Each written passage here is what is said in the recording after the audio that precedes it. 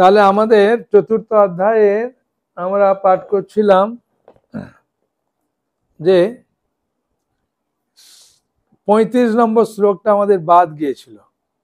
হ্যাঁ, তা 35 নম্বর শ্লোক বাদ দিয়ে 36-এ চলে গেছিলাম আর 37 পর্যন্ত পড়েছিলাম।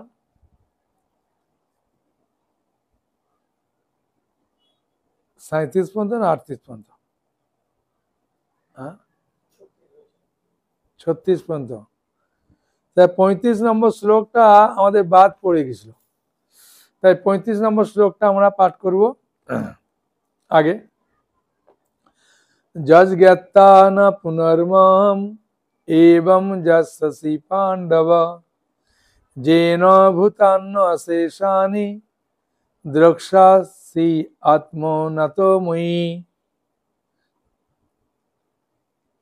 হে পাণ্ডব, এভাবে তত্ত্বজ্ঞান লাভ করে তুমি আর মোহগ্রস্ত হবে না, কেননা এই জ্ঞানের দ্বারা তুমি দর্শন করবে যে সমস্ত জীবই আমার বিভিন্ন অংশ, অর্থাৎ তারা সকলেই আমার এবং তাতে তারা আমাতে অবস্থিত। হ্যাঁ, এই যে এইভাবে তত্ত্বজ্ঞান লাভ করে 34 নম্বর শ্লোকে কি বলেছে? তদ্বিদ্ধি পরিপাতেনা পরিপ্রশ্ননা সেবায়া উপদেক্ষন্তিতে জ্ঞানম জ্ঞানিনা তত্ত্বদর্শিনা। সদ্গুরু শরণাগত হলে এবং বিনম্র চিত্তে প্রশ্ন জিজ্ঞাসা করলে, অকৃত্রিম সেবার দ্বারা তাকে সন্তুষ্ট করা হলে, তাহলে সেই তত্ত্বদ্রষ্টা পুরুষ তোমাকে জ্ঞান উপদেশ করবে। হ্যাঁ, এই 34-এর পরে 35-এ বলছেন যে এইভাবে তত্ত্বজ্ঞান লাভ করলে, মানে সদ্গুরুর কাছ থেকে তত্ত্বজ্ঞান লাভ করার ফলে তুমি আর মোহগ্রস্ত হবে না, কেননা জ্ঞানের দ্বারা তুমি দর্শন করবে যে সমস্ত জীবই আমার বিভিন্ন অংশ। হ্যাঁ, আমরা প্রত্যেকটা জীব ভগবানের অংশ। মমই বাংশ জীবলোকে জীবভূত সনাতন। হ্যাঁ, আমরা প্রত্যেকেই ভগবানের ক্ষুদ্রাতি ক্ষুদ্রতম অংশ, বুঝেছেন? তাই বলছেন বিভিন্ন অংশ, তারা সকলেই আমার এবং তারা আমাতে অবস্থিত। বুঝেছেন কি বললেন?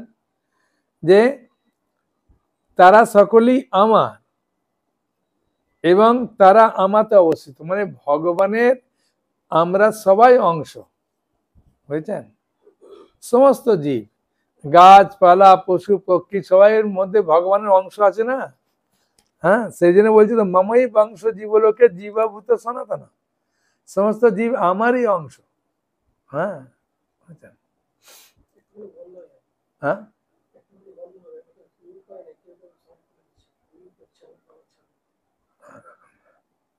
না আনমিউট আছে তো।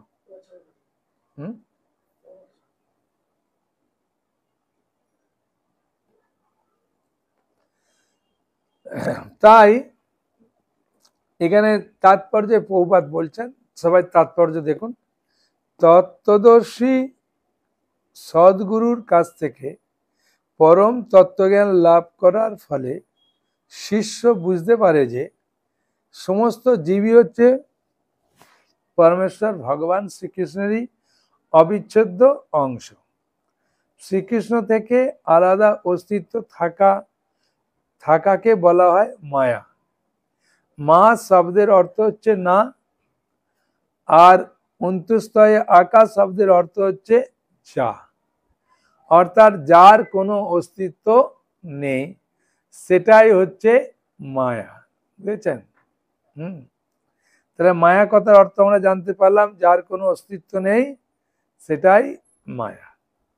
কেউ কেউ মনে করে আমাদের শ্রীকৃষ্ণের প্রয়োজন নেই, তাদের মতে শ্রীকৃষ্ণ হচ্ছেন একজন মহান ঐতিহাসিক পুরুষ ও পরম তত্ত্ব হচ্ছে নির্বিশেষ ব্রহ্ম। কিন্তু ভগবদ গীতায় আমরা জানতে পারি যে ব্রহ্মজ্যোতি হচ্ছে ভগবান শ্রীকৃষ্ণের দেহ নির্গত রশ্মি ছটা। পরমেশ্বর ভগবান শ্রীকৃষ্ণ হচ্ছেন সবকিছুর মূল কারণ। তাই ব্রহ্মসংহিতায় স্পষ্টভাবে বর্ণনা করা হয়েছে যে শ্রীকৃষ্ণ স্বয়ং পরমেশ্বর, परम पुरुषोत्तम भगवान, ईश्वर परम कृष्ण सच्चिदानंद विग्रह, अनादिर आदि गोविंद, सर्व कारण कारणम। सब कुछ कारण হচ্ছেন কৃষ্ণ। তেমনি সকল জীব হচ্ছেন পরমেশ্বরের অংশ প্রকাশ।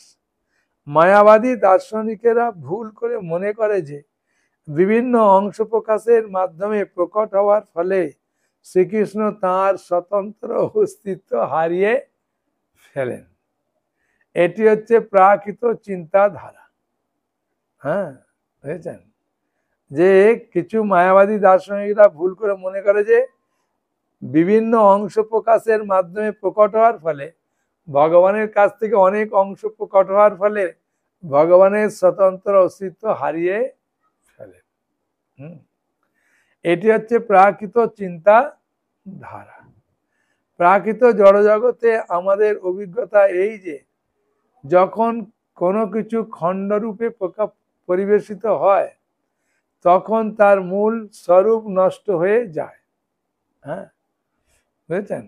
যেমন মনে করুন একটা গাছের যখন দানা, গাছটা পুঁতে দিই, পোতার পরে সেই দানা থেকে যখন গাছটা হয় তখন ওই দানাটা নষ্ট হয়ে যায়। বুঝেছেন? তাই অনেক দার্শনিকরা মনে করে যে ভগবান থেকে অনেক জীব সৃষ্টি হয়েছে, তাই ভগবানের অস্তিত্ব নষ্ট হয়ে যায়, কিন্তু চিন্ময় জিনিসের নষ্ট হয় না। হ্যাঁ, বুঝেছেন?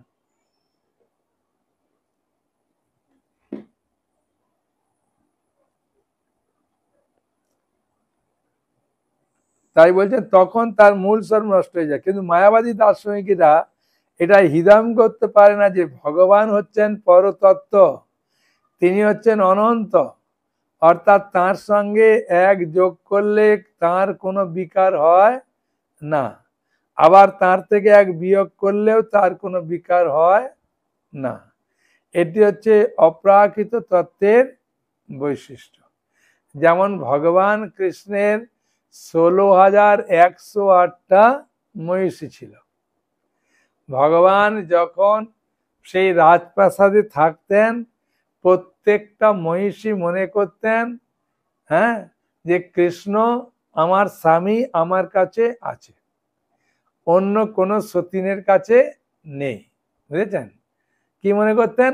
শুধু আমার কাছে কৃষ্ণ আছেন, অন্য কারো কাছে কৃষ্ণ নেই। সেই জন্যে তারা কি করত, খুব আদর করে কৃষ্ণকে খেতে দিতেন, আদর করে যত্ন করতেন, আর ছেলেমেয়েরাও বাবা বলে খুব ডাকতেন। বুঝেছেন? কিন্তু অন্য রাজপ্রাসাদেও যে কৃষ্ণ আছেন এই রাজপ্রাসাদের কেউ বুঝতে পারত না। বুঝেছেন? তাই ওই রাজপ্রাসাদের যারা চাকরানী আছে, এরা আছে, যখন কৃষ্ণ রাজপ্রাসাদ থেকে বেরোতেন তখন সবাই ঘর থেকে বাড়িয়ে একটু আগে দিত। যেমন স্বামী যদি কাজে যায়, মা ঘর থেকে বেরিয়ে একটুখানি আগে দেয়। হ্যাঁ, আত্মীয় স্বজন এলে যখন যায় তখন ঘর থেকে মায়েরা একটু আগে দিয়ে আসে। হ্যাঁ, তাই সেই সময়তে কৃষ্ণ যখন বার হয় তখন সমস্ত মহিষীরা দেখে আমার ঘর থেকে শুধু কৃষ্ণ বেরোচ্ছে। এবং 16,108টা রাজপ্রাসাদের মহিলারা, তাদের চাকরানীরা, তাদের ছেলেমেয়েরা জানে আমার বাবা আমাদের রাজপ্রাসাদ থেকেই, হ্যাঁ, সুধর্মা সভা, যেখানে কৃষ্ণ গিয়ে মিটিং করতেন, হ্যাঁ, সেইখানে গিয়ে বসতেন। কৃষ্ণের অফিস সোজা কথা, যেখানে অফিসে গিয়ে বসতেন, সুধর্মা সভা যেতেন, তখন সবাই দেখতেন যে আমার ঘর থেকে কৃষ্ণ বেরিয়ে যাচ্ছে। অন্য রাজপ্রাসাদের ঘর থেকে কৃষ্ণ বেরোচ্ছে ওটা ওরা দেখতে পেতেন না। এবং যখন কৃষ্ণ রাজপ্রাসাদে প্রবেশ করতেন তখন সব কৃষ্ণ এসে একটা কৃষ্ণের মধ্যে মিশে যেত, ওই জন্য অখণ্ড কৃষ্ণ হয়ে যেত। তখন রাজপ্রাসাদে সবাই দেখতেন প্রভু আসছে, দেখো একটাই কৃষ্ণ। যখন রাজপ্রাসাদ থেকে বেরিয়ে যেতেন তখন সবাই দেখতেন একটা কৃষ্ণ। যখন রাজপ্রাসাদের দরজার ভেতরে ঢুকতেন তখন 16,108টা ভাগ হয়ে প্রত্যেকটা রাজপ্রাসাদে প্রবেশ করতেন। কিন্তু কোনো মহিষী জানতো না যে আমার প্রভু আমার ঘরেও আছে, আবার ওই দিদির ঘরেতেও আছে, ওই দিদির ঘরেও খাওয়া দাওয়া করছে, আমার ঘরে খাওয়া দাওয়া করে। হ্যাঁ, কিন্তু কেউ জানতে পারতো না। নারদ মুনি একবার পরীক্ষা করার জন্য গেছে, গিয়ে বলছেন প্রভু কি করছেন? বলছে এই বাচ্চাদের নিয়ে একটু খেলা করছে। বললে ও করুন করুন করুন। আবার 100-200 পার হয়ে আবার একটা রাজপ্রাসাদে গেছেন। প্রভু কি করছেন? না একটু ভালো মন্দ খাচ্ছি, গল্প করছি ছেলেদের নিয়ে। ও প্রভু খাচ্ছেন? খান। নারদ এসেও খাবে, এসো। না না প্রভু পাচ্ছি। আবার একটু পরে রাজপ্রাসাদে গেছে, প্রভু কি করছেন? না আমি একটু গাছে জল দিচ্ছি, বাগানটা আছে তো শুকিয়ে যাবে। হ্যাঁ, আবার কিছুদিন গেছে, প্রভু কি করছেন? এই একটু বিশ্রাম নিচ্ছি। লাস্টে নারদ মুনি কৃষ্ণকে বলছেন কি নারদ বুঝতে পারলে? বলছে হ্যাঁ প্রভু বুঝতে পারলাম। বলছে কি বুঝলে? প্রভু আপনাকে যে কেউ কখনো বুঝতে পারবে না, আপনার কার্যকলাপ কেউ কখনো জানতে পারবে না, এটাই বুঝলাম। বুঝেছেন? হ্যাঁ, একটা হাসির কথা বলি। একবার রুক্মিণী দেবী, সাধারণত কি হয় প্রত্যেকটা বাড়িতেই যদি দেখা যায় যে স্বামী কাছাকাছি আছে বা দুপুরে খেতে আসে, তখন সব স্ত্রী চায় যে আমার স্বামীকে ছেলে মেয়েদেরকে খাইয়ে তারপরে আমি খাবো। কোনো স্ত্রী চায় না যে আমার স্বামী খাক না খাক ভাই আমি আগে খেয়ে নিই, এটা কোনো মহিলা চায় না। তাই রুক্মিণী দেবী তিনি দেখেন ছেলে মেয়েদের খাইয়ে দেওয়ার পরে বসে থাকে। হ্যাঁ, এইটা মায়েদের খুব কষ্ট, হাঁড়ি নিয়ে বসে থাকা। হ্যাঁ, দেখছে কি ব্যাপার প্রভু এখনো আসছে না, এখন আসবে এখন আসবে এখন আসবে। আর রুক্মিণী দেবীর খিদে পাচ্ছে, পেট জ্বলে যাচ্ছে যে প্রভুকে খাইয়ে তারপরে খাবো। হ্যাঁ, বুঝেছেন? তাই আসছেই না। তখন যখন আসে আর কৃষ্ণের বাক চাতুরিতে রুক্মিণী কিছু বুঝতে পারে না। হ্যাঁ, তখন একদিন এত দেরি করেছে, তখন রুক্মিণী দেবী বলছে প্রভু এত দেরি হওয়ার কারণ কি? তখন রুক্মিণী দেবীর কথা শুনে কৃষ্ণ বলছেন আর বলো না রুক্মিণী, এই জগতের কত জীব আছে না, তাদেরকে খাওয়া দাওয়া করিয়ে তারপরে তো আসবো, তাই একজনকে দিতে ভুলে গেছিলাম, তাকে আবার গেলাম দিলাম। হ্যাঁ, সেই জন্য দেরি হয়ে গেল। রুক্মিণী দেবী বুঝতে পেরেছে এই প্রভু আপনার এই চাল আমার আর ভালো লাগে না, আমার কাছে এসে এমন একটা মিথ্যা কথা বলবেন। হ্যাঁ, বলুন যে কোথাও গিয়ে গল্প করতে গেছি, খাওয়া দাওয়া করেছি, এমন একটা কথা বলেন আমার সেটা সহ্যও হয় না। তাই রুক্মিণী দেবী একটু মুচকে এসে বলছেন হ্যাঁ প্রভু ঠিক আছে, সব জীবকে খেতে দেন আপনি? বলছে হ্যাঁ রুক্মিণী, এটা তো আমার কাজ, দিয়ে আসতে দেরি হয়ে যায়। বলে ঠিক আছে প্রভু। তা প্রভুকে খাইয়ে দায়ে আর খাওয়া দাওয়া করেছে। তার পরের দিন রুক্মিণী দেবী যখন তিলক করছে তখন একটা পিঁমড়ে ওই তিলকের কৌটোতে এসে আটকা পড়ে গেছে। তখন রুক্মিণী দেবী বললেন দাঁড়া না, আজকে ঠেলার নাম বাবাজি দেখাচ্ছি প্রভু। আর তিলকের কৌটোটা দিয়েছে বন্ধ করে রেখে দিয়েছে। রেখে দেওয়ার পরে কৃষ্ণ এসেছেন, রুক্মিণী দেবী খুব আনন্দ সহকারে বলছেন প্রভু সমস্ত জীবকে খাবার দেওয়া হয়েছে তো? বলছে হ্যাঁ রুক্মিণী হয়েছে। বলছে সত্যি প্রভু সমস্ত জীবকে দিয়েছেন, কেউ অভুক্ত নাই? বলছেন না। বলছে কি বলবো রুক্মিণী, তোমার কৌটোর ভেতরে একটা পিঁমড়ে আটকা পড়ে গেছে, তাকেও একটা ঘি মাখা অন্ন দিলাম, হ্যাঁ, নাহলে সে খেতে পারবে না। রুক্মিণী দেবী বলছেন প্রভু ঠিক আছে, হ্যাঁ আপনি খেতে হাত ধুয়ে আসুন, আমি খাবারটা রেডি করি। বলে ভগবান কৃষ্ণ হাত ধুতে গেছে, রুক্মিণী দেবী খাবার তৈরি করবে, গিয়ে আগে ওই তিলকের কৌটোটা খুলেছে। হ্যাঁ, আর খুলে দেখে বাবা সেই ভাতটার উপরে, যে ভাতের উপরে ঘি মাখা দিয়েছিল, খেয়ে পিঁমড়েরা যখন খুশি হয়, দেখেছেন পিঁমড়েরা খুশি হলে কি করে, দুটো পা উঁচু দিকে করে এরকম করে ঘষে। আর রুক্মিণী দেবী যাই তিলকটা খুলেছে, গিয়ে দেখছে ভাই তিলকের ভেতরে একটা অন্ন, তার উপরে একটা পিঁমড়ে, আর পিঁমড়েটা এত খুশি হয়েছে, ঘি মাখা অন্নটা পেয়েছে, একদম পা দুটো এরকম করে করে ঘষছে।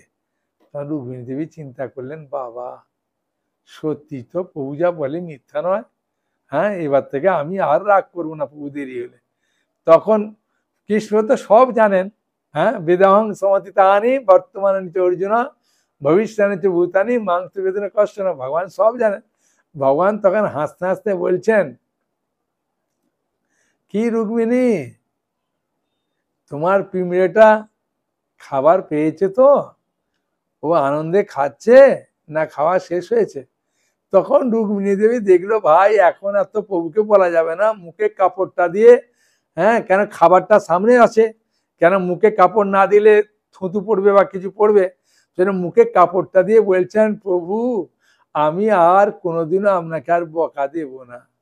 হ্যাঁ, আমি এখন বুঝেছি সত্যি প্রভু আপনি সমস্ত জীবকে কিভাবে খাবার দেন, সমস্ত জীব কিভাবে খাওয়া দাওয়া করে, এখন আমি প্রভু বুঝতে পেরে এত আনন্দ পেয়েছি।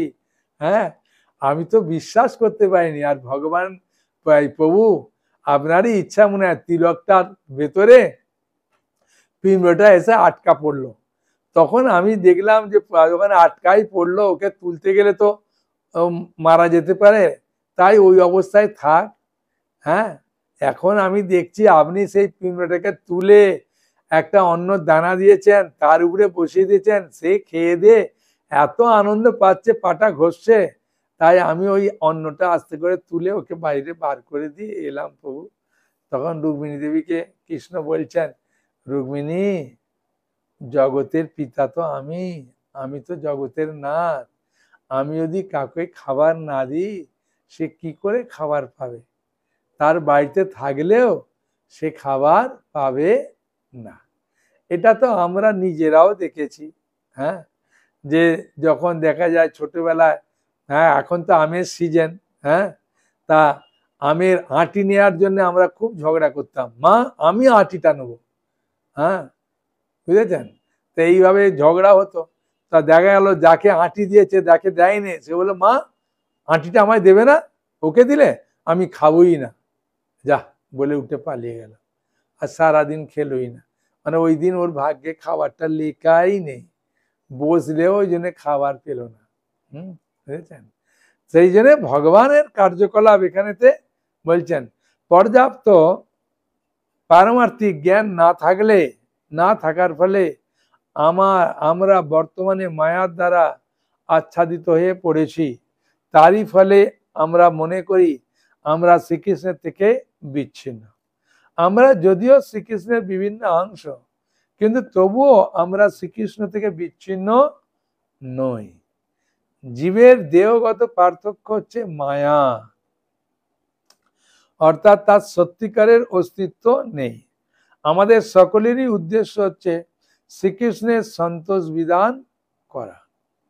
মায়ার প্রভাবে অর্জুন মনে করেছিলেন শ্রীকৃষ্ণের সঙ্গে তার নিত্য চিন্ময় সম্পর্ক অপেক্ষা তার দেহগত সম্বন্ধে যারা তার আত্মীয় তারা অধিক গুরুত্বপূর্ণ।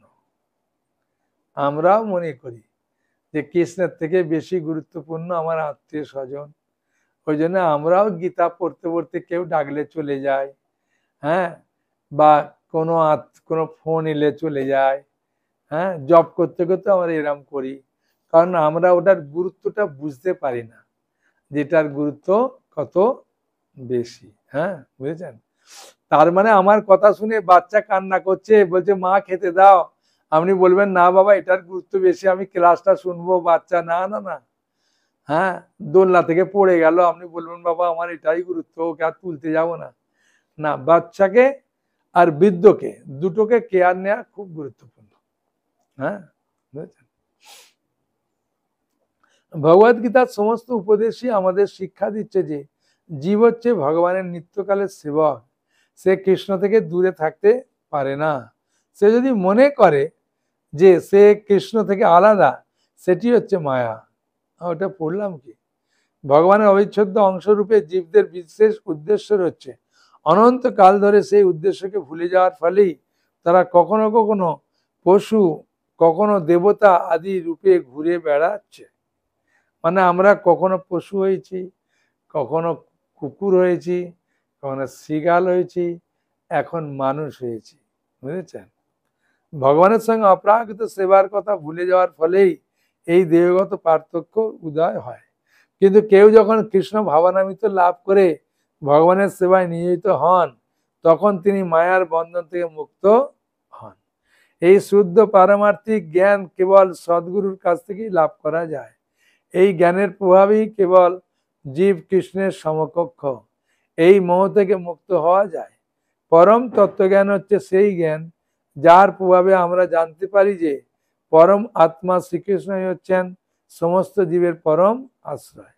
এই পরম আশ্রয় হারিয়ে ফেলার ফলেই জীবসমূহ তাদের নিজেদের পৃথক পরিচয় আছে, এরূপ কল্পনা করে মায়ার দ্বারা আচ্ছন্ন হয়ে পড়েছে। এইভাবে তারা একটির পর একটি দেহ ধারণ করে জগৎকে ভোগ করতে চায়, সম্পূর্ণভাবে শ্রীকৃষ্ণকে ভুলে যায়। এই ধরনের মোহগ্রস্ত জীবেরা যখন ভগবানের স্বরূপ উপলব্ধি করতে পারে, তারা শরণাগত হয়, তখন বুঝতে পারে হবে যে তারা মুক্তির পথে এগিয়ে চলেছে। সেই সম্বন্ধে শ্রীমদ্ ভাগবতে 2য় স্কন্ধ 10ম অধ্যায় 16 নম্বরে বলা হয়েছে, মুক্তির হিতান্ন নেতা রূপম স্বরূপেণ ব্যবস্থিত। হ্যাঁ, মুক্তির অর্থ হচ্ছে শ্রীকৃষ্ণের নিত্য দাস রূপে নিজের স্বরূপে অধিষ্ঠিত হওয়া। আমাদের প্রকৃত স্বরূপ হচ্ছে আমরা প্রত্যেকেই কৃষ্ণের নিত্য দাস। হ্যাঁ, আমরা প্রভু নই, আমরা দাস। এই তত্ত্বটা আমাদের জানতে হবে।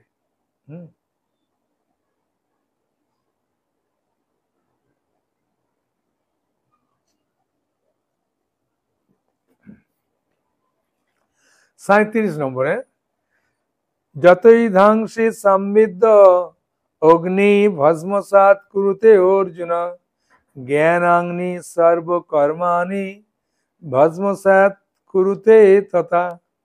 যথা ইদাংসি সমৃদ্ধ অগ্নি ভস্মসাৎ কুরুতে অর্জুন, জ্ঞানাগ্নি সর্বকর্মাণি ভস্মসাৎ কুরুতে তথা। প্রবল রূপে প্রজ্বলিত অগ্নি যেমন কাষ্ঠকে ভস্মসাৎ করে, হে অর্জুন, তেমনি জ্ঞান অগ্নি সমস্ত কর্মকে দগ্ধ করে ফেলে। একটা উদাহরণ দিয়েছে। হ্যাঁ, যে প্রবল রূপে প্রজ্বলিত অগ্নি যেমন কাঠকে পুড়ে ছাই করে দেয়, হে অর্জুন তেমনি জ্ঞানাগ্নিও আমাদের যে সমস্ত কর্মকে দগ্ধ করে দেয়। আমরা যদি কৃষ্ণ ভক্তি করি, আমাদের যে কর্মের যে খারাপ ফলগুলো ছিল ওগুলো নষ্ট হয়ে যায়। তাৎপর্য, যে জ্ঞান আত্মা পরমাত্মা এবং তাদের পরস্পরের মধ্যে সম্পর্ক সম্বন্ধে শিক্ষা দেয়, তাকে এখানে অগ্নির সঙ্গে তুলনা করা হয়েছে।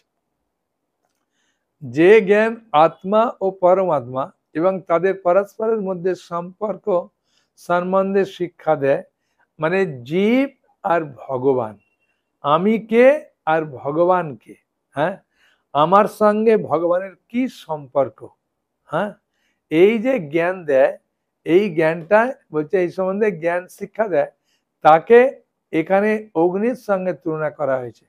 এই অগ্নি কেবল পাপ কর্মফলকে দহন করে তাই নয়, তা পুণ্য কর্মফলকেও দহন করে তাদের ভস্মে পরিণত করে। কেন পুণ্য আর পাপ দুটো কি তফাৎ? আমাদের পুণ্য নষ্ট হলে আমরা কষ্ট পাই, যদি পাপ নষ্ট হয় বলি ভালো হয়েছে। যখন আমরা দুঃখ পাই তখন আমাদের পাপ নষ্ট হয়, যখন আমরা সুখ পাই তখন আমাদের পুণ্য নষ্ট হয়। দুটোই নষ্ট হয়, আমরা বুঝতে পাই না। যখন দুঃখ পাই তখন ভেঙে পড়ি, কিন্তু যদি চিন্তা করি আমার যে পাপগুলো ছিল ওগুলো ভাই নষ্ট হচ্ছে, ভাই হ্যাঁ ভালোই হচ্ছে। আর যখন আনন্দ পাচ্ছি তখন জানতে হবে আমার ব্যাংকের যে অ্যাকাউন্ট আছে না, টাকা আছে না, ওই টাকা খরচা হয়ে যাচ্ছে, মানে পূর্ণ খরচা হয়ে যাচ্ছে। বুঝেছেন? তাই বলছেন দুটোই ভস্ম হয়ে যায়। কর্মের ফল নানা রকম হয়, কোনো কোনো কর্মের ফল অপরিণত, কোনো কোনো কর্মের ফল পরিণত। হ্যাঁ, মানে কোনো কোনো কর্মের ফল আমরা এখন ভোগ করছি, আর কোনো কোনো কর্মের ফল গোডাউনে আছে, ওটা পরে ভোগ করব।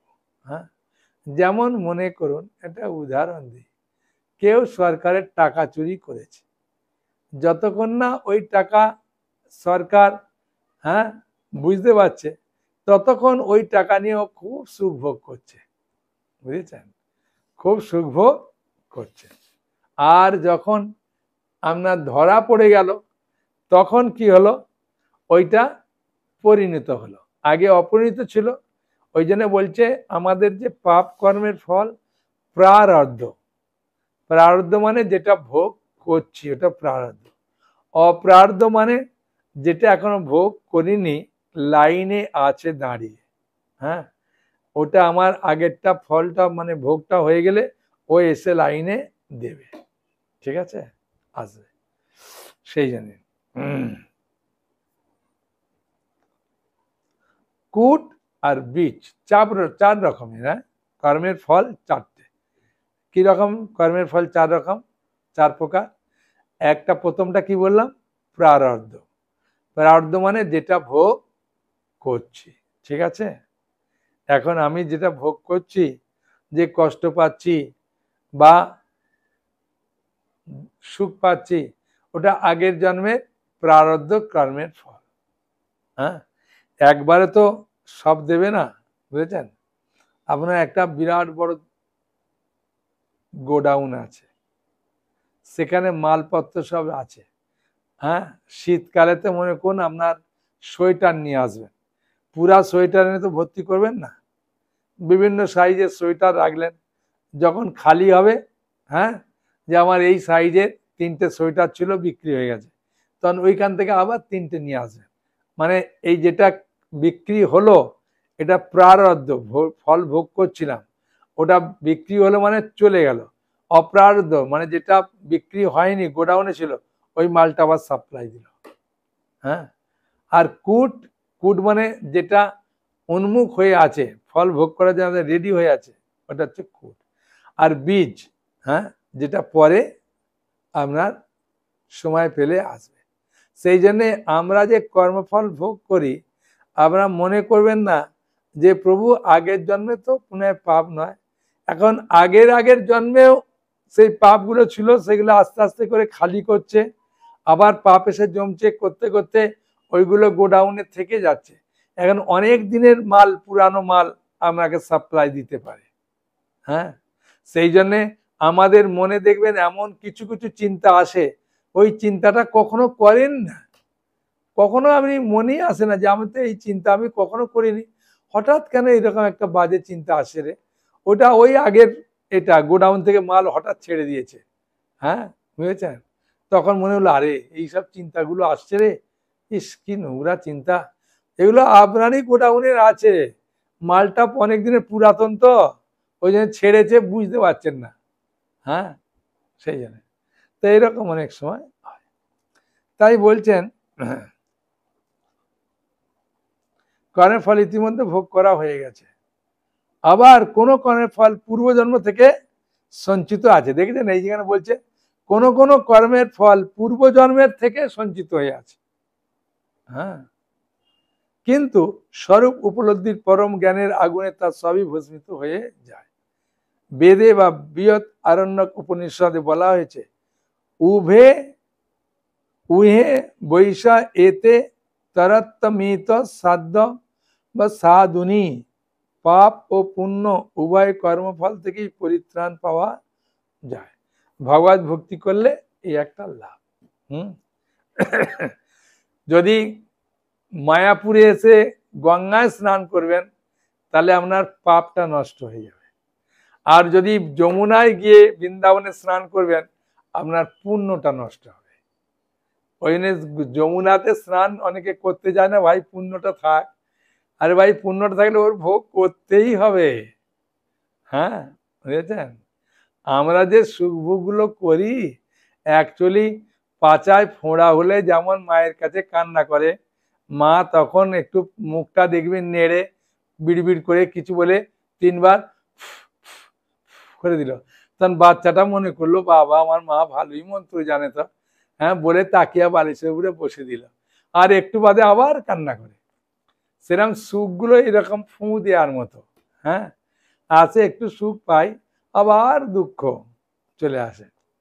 38 নম্বর, নাই জ্ঞানেন সদৃশং পবিত্রম ইয়া বিদ্যতে তৎসংযোগ সংসিদ্ধ কালেন আত্মনি বিন্দতি। এই জগতে চিন্ময় জ্ঞানের মতো পবিত্র আর কিছু নেই। এই জ্ঞান সমস্ত যোগের পরিপক্ষ ফল। ভগবত ভক্তি অনুশীলনের মাধ্যমেই যিনি সেই জ্ঞান আয়ত্ত করেছেন তিনি কালক্রমে আত্মায় পরাশান্তি লাভ করেন। চিন্ময় জ্ঞান মানে দিব্য জ্ঞান, এই জ্ঞানই হচ্ছে সর্বশ্রেষ্ঠ। এই জ্ঞানই আপনাকে পারমার্থিক পথে অগ্রসর করাবে। হ্যাঁ, বুঝেছেন? আর অন্য জ্ঞানগুলো সেগুলো ক্ষণস্থায়ী। জ্ঞানের তাৎপর্য হচ্ছে পরমার্থ উপলব্ধি। তাই এই দিব্য জ্ঞানের মতো মহিমান্বিত নির্মল আর কিছু নেই। আমাদের বন্ধনের কারণ হচ্ছে অজ্ঞান, মুক্তির কারণ হচ্ছে জ্ঞান। এই যে জ্ঞান, এই জ্ঞানটা জাগতিক জ্ঞান নয়। হ্যাঁ, এই জ্ঞানটা হচ্ছে পারমার্থিক জ্ঞান। বুঝেছেন?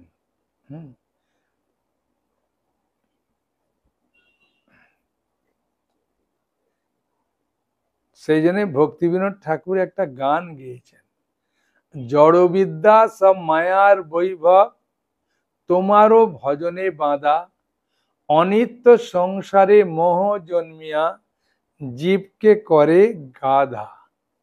হ্যাঁ, জাগতিক জ্ঞান আপনাকে জাগতিক সম্পত্তি দেবে, তার ফলে আপনাকে গাধার মতো অত্যন্ত পরিশ্রম করতে হবে। সেই জন্য বলছেন এই যে মুক্তির কারণ হচ্ছে এই জ্ঞান। হ্যাঁ, তার মানে এই নয় আপনি বলবেন তাহলে আগে আমরা জ্ঞান লাভ না করলে চাকরি টাকরি দেবে আমাদের, দেবে না। কিন্তু ওই জ্ঞান লাভ করার পরে চাকরি করুন, টাকা রোজগার করুন, আর ওই টাকা হ্যাঁ সংসার করুন, ছেলে মেয়েদেরকে নিয়ে ভরণ পোষণ করুন, কোনো অসুবিধে নেই। ওই টাকা কৃষ্ণকে কেন্দ্র করে করবেন। বাড়িতে একটা ছোট মন্দির মানে ছোট্ট একটা জায়গা রাখলেন, ভগবানকে রাখলেন, যা কিছু আনলো ভগবানকে ভোগ দিয়ে খেলেন, ওটা কৃষ্ণের সংসার হয়ে গেল। হ্যাঁ, বুঝেছেন?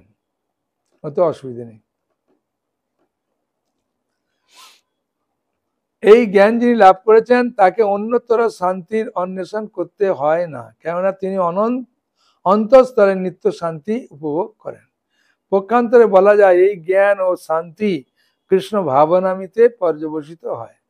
ভগবদ গীতায় এই হচ্ছে চরম উপদেশ, যে আমাদের যা কিছু আছে সেটাকে কৃষ্ণ সেবায় নিযুক্ত করা। 39, শ্রদ্ধাবান লভতে জ্ঞানম তৎপর সংযত ইন্দ্রিয় জ্ঞানং লব্ধ পরং শান্তিম অচিরেণ অধিগচ্ছতি। হ্যাঁ, ওই যে সংযত চিত্ত ও তৎপর হয়ে চিন্ময় তত্ত্বজ্ঞানে শ্রদ্ধাবান ব্যক্তি এই জ্ঞান লাভ করেন। সেই দিব্য জ্ঞান লাভ করে তিনি অচিরেই পরাশান্তি প্রাপ্ত হন। পরা মানে হচ্ছে চিৎ জগৎ, এই জগৎটাকে বলা হয় পরা। হ্যাঁ, আর এই জগৎটাকে বলে অপরা। হ্যাঁ, তাই বলছেন পরা শান্তি মানে চিন্ময় শান্তি লাভ করবেন। হ্যাঁ, আর আমরা এমনিতেও জানি যদি কোনো কিছুতে শ্রদ্ধা না থাকে তাহলে আমাদের জ্ঞান লাভ করা যাবে না। এই ভাগবত গীতার ক্লাস শুনছেন, যদি আপনাদের শ্রদ্ধা ভক্তি না থাকে তাহলে এই জ্ঞানটা আপনার হৃদয়ে প্রবেশ করবে না। শুধু মনে হবে সময় কাটায় কি আছে, হ্যাঁ কালকে জামাই ষষ্ঠী আছে, হ্যাঁ যাব, হ্যাঁ এখন অনেকে জামা অনেকে পৌঁছেই গেছে, বলছে যে আমার প্রভু পৌঁছে গেছি শ্বশুর বাড়ি। হ্যাঁ, বুঝেছেন? তাই শ্রদ্ধা থাকা দরকার, তাই না? সেটা বলছেন। দেখেন তাৎপর্য কি বলছেন দেখি।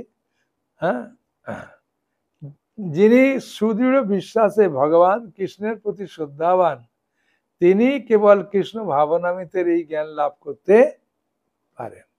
শ্রদ্ধাবান তাকেই বলা হয় যিনি বিশ্বাস করেন যে কৃষ্ণ ভক্তি সাধন করলে সমস্ত কর্ম সুসম্পন্ন হয়।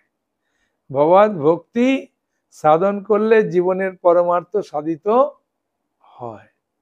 সুদৃঢ় বিশ্বাসের সঙ্গে ভগবানের সেবা সম্পাদন করা এবং হরে কৃষ্ণ কৃষ্ণ কৃষ্ণ হরে হরে, হরে রাম রাম রাম হরে হরে, এই মহামন্ত্র কীর্তন করার ফলে অন্তর সব রকমের জড় কলুষ থেকে মুক্ত হয়।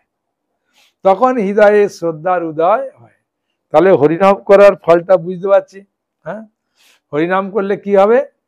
হরিনাম করলে বলছেন যে জড় কলুষ থেকে আমরা মুক্ত হতে পারবো, বুঝেছেন? এছাড়া ভগবত ভক্তি অনুশীলন করার সময় আমাদের ইন্দ্রিয় সংযম করতে হয়।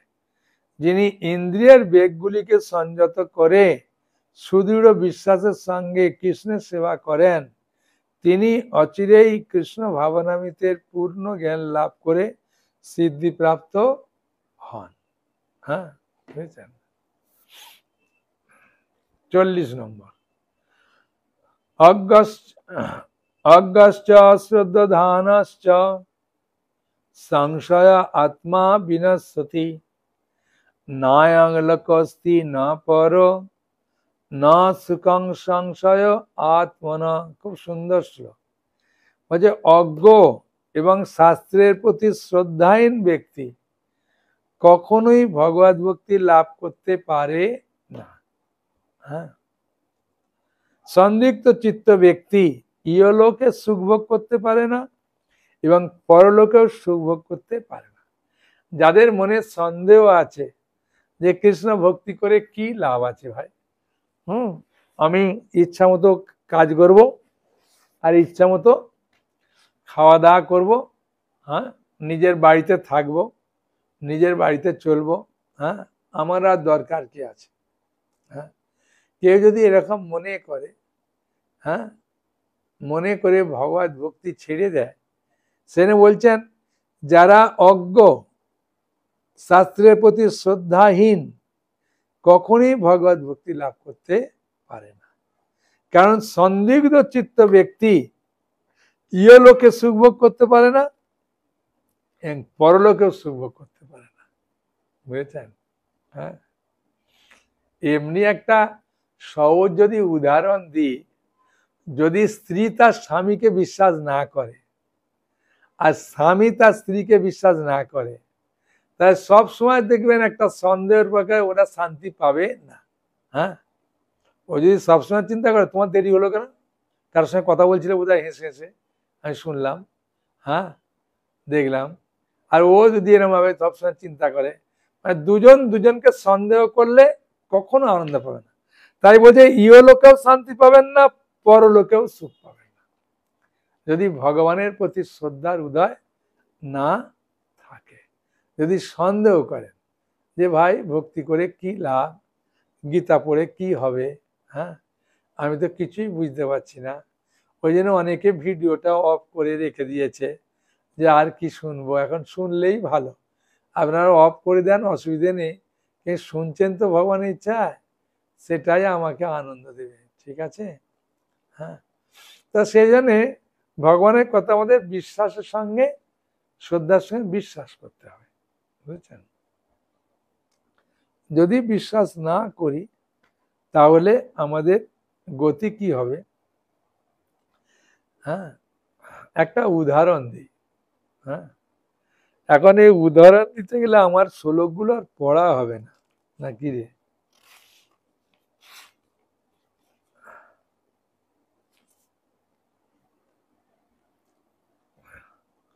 একটা যোগী আর একটা মুচি, বুঝেছেন?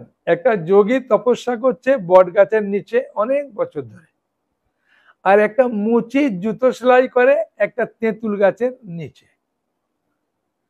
এখন নারদ মুনি নারায়ণ নারায়ণ নারায়ণ বলতে বলতে যাচ্ছে, তখন হঠাৎ যোগী বলছেন, নারদ কোথায় যাচ্ছ? না একটু প্রভুর কাছে যাই, হ্যাঁ বৈকুণ্ঠে যাই, প্রভু দেখি কি করছে। বলছে ও প্রভু কি করছে এসে আমাকে বলবে, হ্যাঁ আর আমি কবে ফিরে যাব এই জগৎ থেকে বৈকুণ্ঠ জগতে এটাও প্রভুকে একটু জিজ্ঞাসা করবে, প্রভু তো সব জানে। ঠিক আছে। তো মুচিও সেই একই কথা জিজ্ঞাসা করলেন, হ্যাঁ যে প্রভু কি করছে দেখতে যাচ্ছেন, ঠিক আছে প্রভু কি করছে দেখে আমাদেরকে একটু বলবেন, হ্যাঁ আর আমি কবে ফিরে যাব জিজ্ঞাসা করবেন। তখন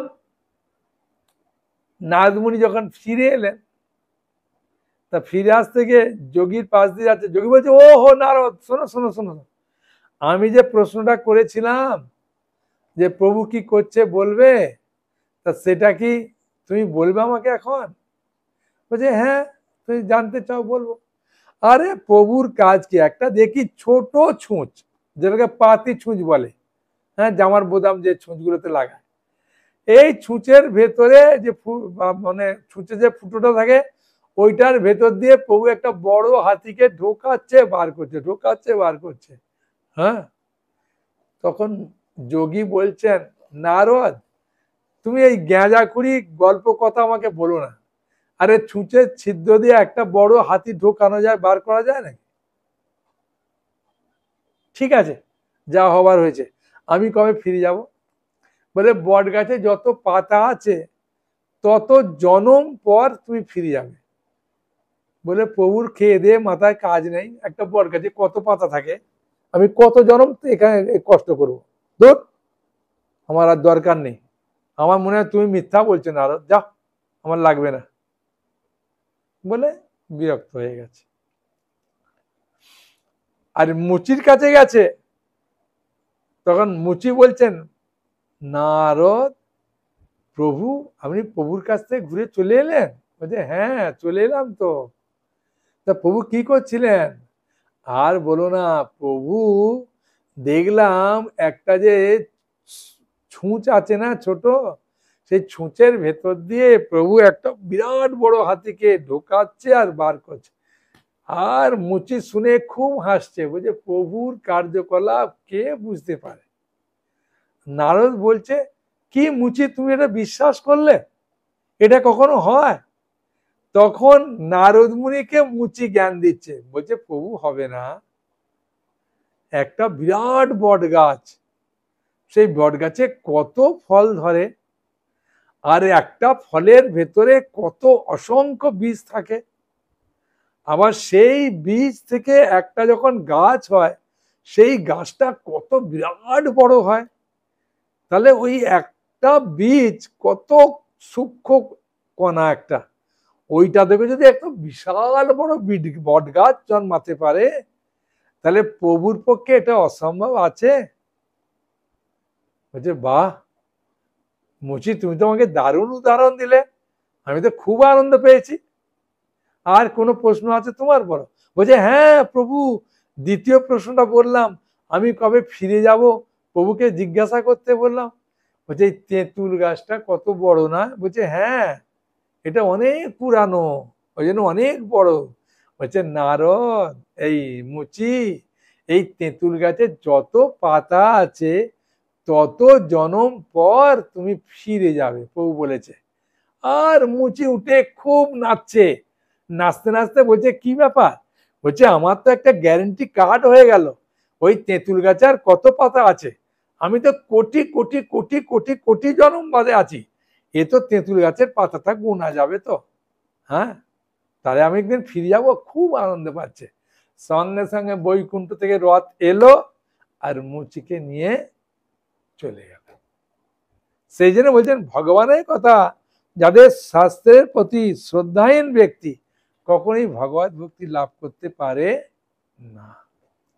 তাৎপর্য ছিল প্রভুপাদ বলছেন সমস্ত প্রামাণ্য দিব্য শাস্ত্রের মধ্যে ভগবত গীতাই হচ্ছে শ্রেষ্ঠ। যে সমস্ত মানুষের প্রবৃত্তি প্রায় পশুদের মতো তাদের শাস্ত্রজ্ঞান অথবা শাস্ত্রের প্রতি শ্রদ্ধা থাকে না। আবার এমনও কিছু লোক আছে যাদের শাস্ত্রজ্ঞান থাকলেও বা শাস্ত্র থেকে উদ্ধৃতি দিতে পারলেও শাস্ত্রের কথায় তাদের বিশ্বাস নেই।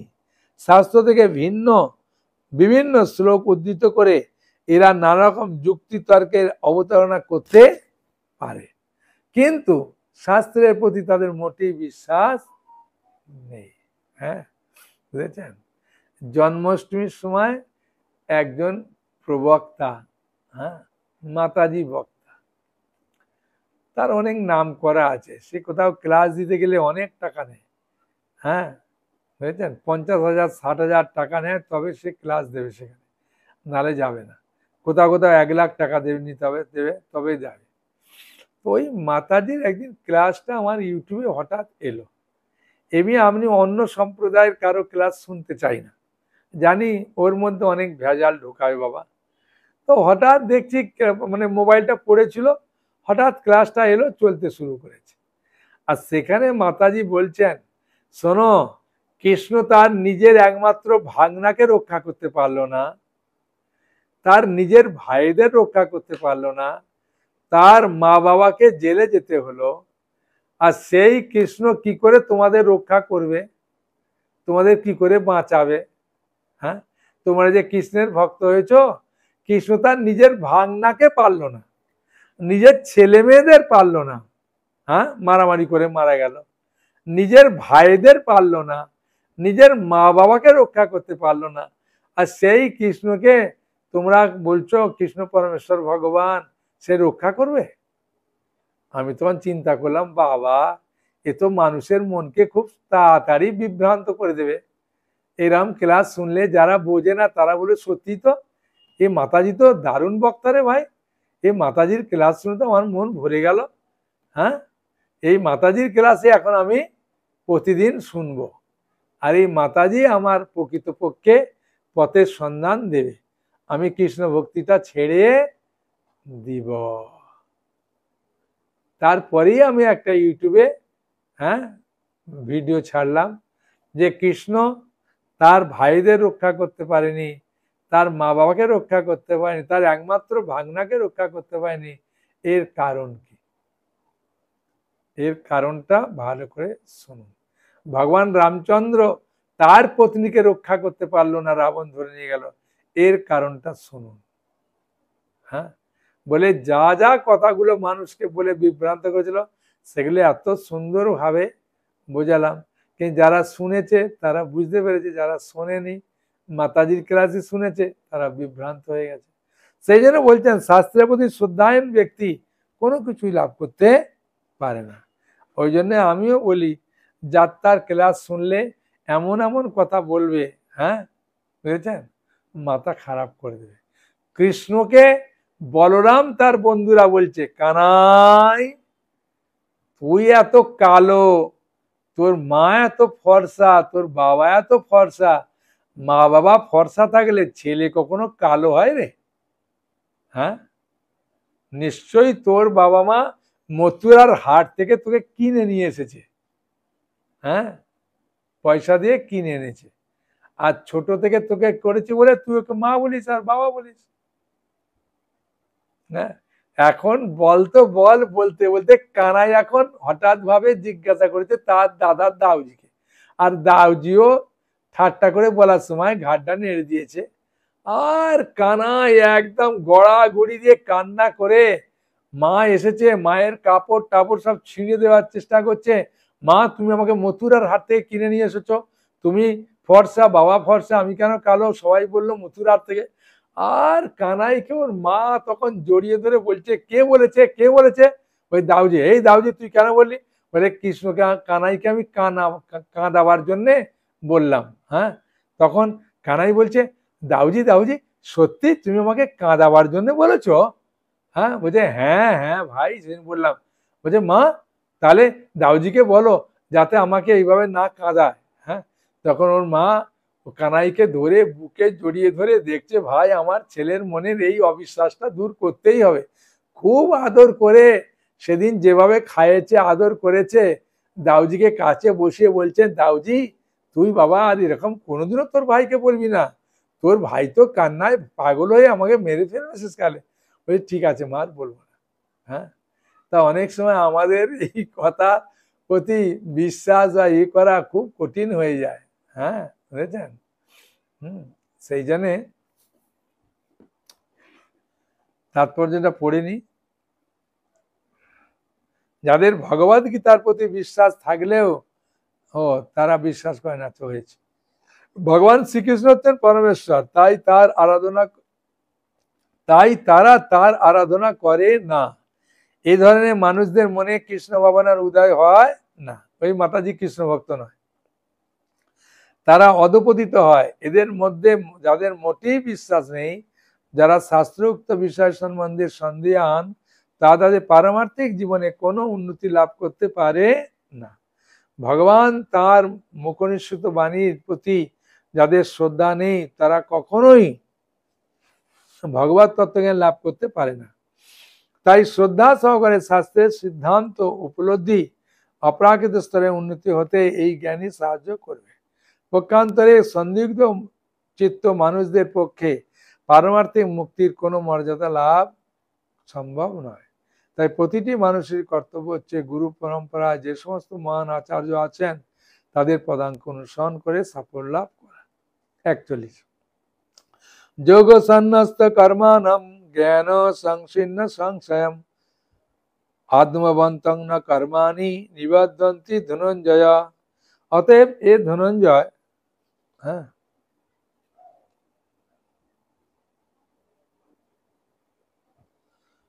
অতএব এ ধনঞ্জয় যিনি নিষ্কাম কর্মযোগের দ্বারা কর্ম ত্যাগ করেন, জ্ঞানের দ্বারা সংশয় নাশ করেন, আত্মার চিন্ময় স্বরূপ অবগত হন, তাকে কোন কর্মই আবদ্ধ করতে পারে না। পরমেশ্বর ভগবান শ্রীকৃষ্ণের মুখনিসৃত গীতার জ্ঞানকে যিনি অনুসরণ করেন, এই দিব্য জ্ঞানের প্রভাবে তার অন্তরের সমস্ত সংশয় বিদূরিত হয়। ভগবানের অবিচ্ছেদ্য অংশরূপে সম্পূর্ণ কৃষ্ণ ভাবনায় ভাবিত হওয়ার ফলে তিনি ইতিমধ্যেই আত্মজ্ঞানে অধিষ্ঠিত, তাই তিনি নিঃসন্দেহে সমস্ত কর্মবন্ধন থেকে মুক্ত। তস্মাৎ জ্ঞান সম্ভূতং ঈৎসন জ্ঞানসিন আত্মনা চিত্তনং সংশয়ম যোগম অতিষ্ঠ উত্তিষ্ঠ ভারত।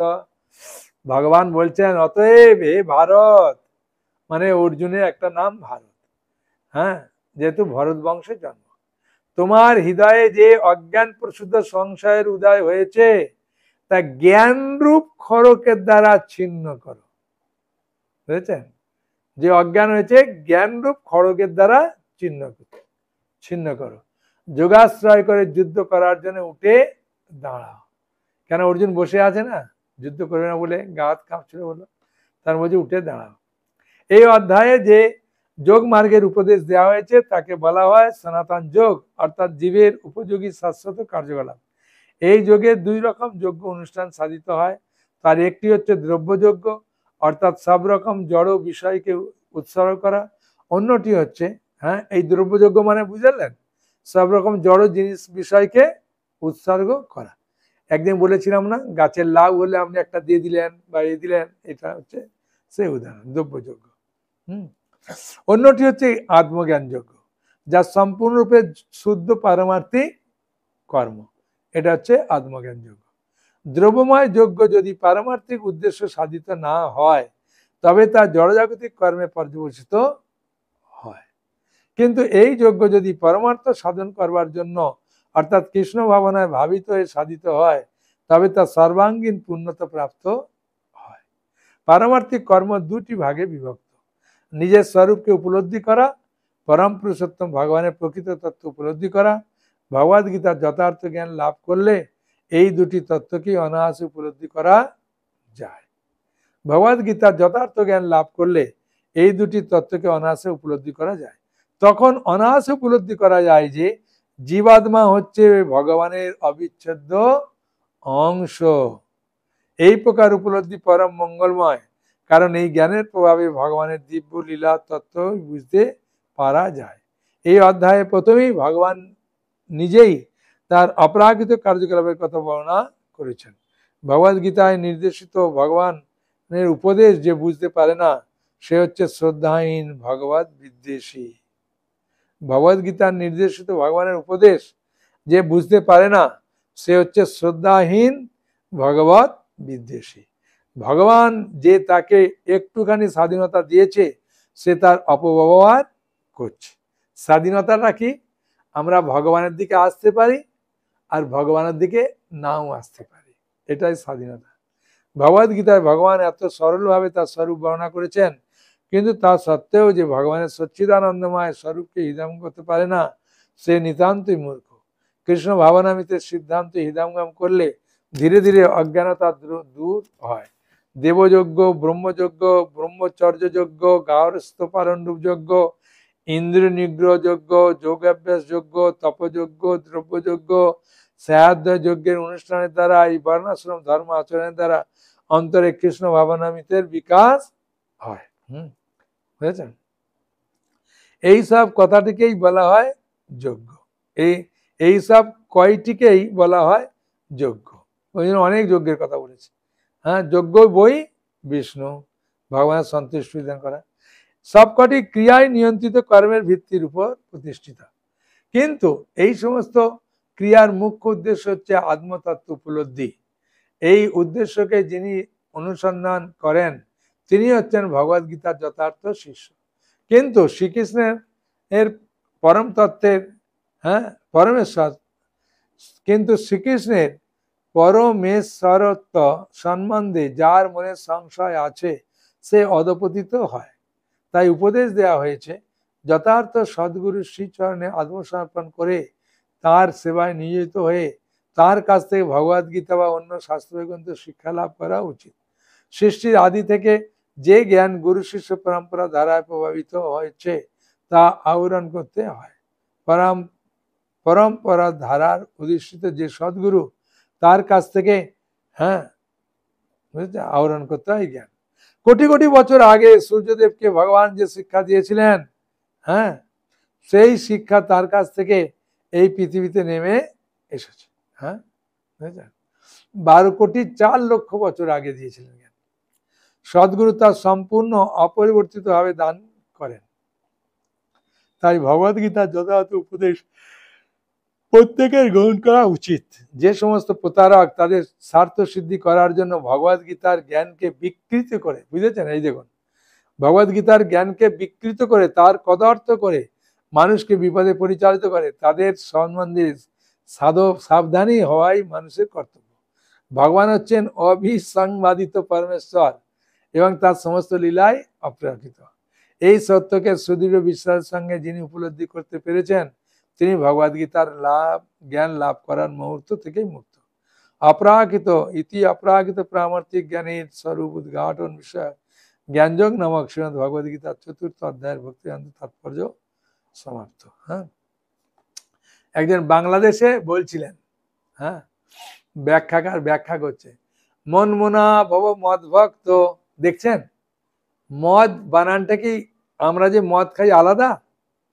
বলছে না। আর ভক্ত আলাদা বানানটা? বলছে না।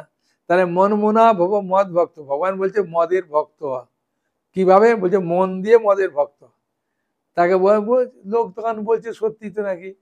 এখন ওই জন্য ব্যাখ্যাকার, এই জন্য প্রভুপাদ বললেন যে বহু ব্যাখ্যাকার আছে তাদের স্বার্থ সিদ্ধির জন্য জ্ঞানকে বিক্রি করে কদর্থ করে মানুষের কাছে পরিচালিত করে, তার ফলে মানুষ বিভ্রান্ত হয়ে যায়। ঠিক আছে, আজকে মনে হয় একটু রাত্রি হয়ে গেল তো, 8:23 হয়ে গেল, সেই জন্যে আজকে আর মনে করছি প্রশ্ন নেব না। কেন? যদি প্রশ্ন উত্তর নিই অনেক দেরি হয়ে গেছে, অনেকে জামাই বাড়ি শ্বশুর বাড়ি চলে গেছে জামাই ষষ্ঠী খাওয়ার জন্যে, তারা বলবে এই প্রভু আমাদেরকে দেরি করে দিল।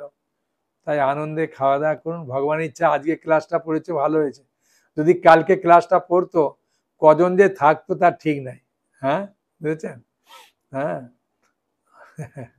একজন ভদ্রলোক বলছেন আমার জামাই মেয়ে আসেনি তো, আমি আমার স্ত্রীকে নিয়ে জামাইয়ের বাড়িতে যাচ্ছি। আমি তাহলে ওই জামাইয়ের বাড়িতে যাচ্ছেন জামাই ষষ্ঠী খেতে নাকি? ও তো মেয়ের বাড়িতে যাচ্ছেন। বলছে ওরা আসতে পারবে না, সেই জন্য আমাদেরকে বললো আসতে, ওই জন্য আমরা যাচ্ছি, ওইখানেতে খাওয়া দাওয়া করবো আর কি। আমি বললাম দেখো, সেই জন্য আনন্দ করুন আর কি। ঠিক আছে, হরে কৃষ্ণ কৃষ্ণ কৃষ্ণ হরে হরে, হরে রাম রাম রাম হরে হরে। এখানে রইল অমৃত লহরী বদনে।